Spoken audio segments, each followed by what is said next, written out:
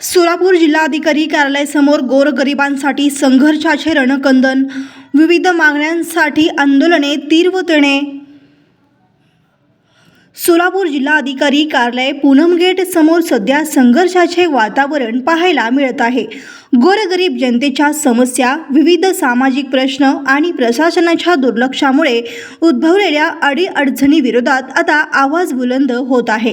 विविध संघटनेच्या वतीने पूनम गेट येथे धरणे आंदोलन, उपोषण, आमरण उपोषण असे अनेक प्रकारचे आंदोलन सुरू आहेत। कुणी पाणी प्रश्नासाठी झगडतोय तर कुणी घरकुल, शिक्षण, आरोग्य सेवा यासाठी न्याय मागतोय। सामाजिक कार्यकर्ते, नागरिक, महिला वर्ग, सर्वच स्तरातील लोक आपापल्या मागण्यांसाठी रस्त्यावर उतरले आहेत।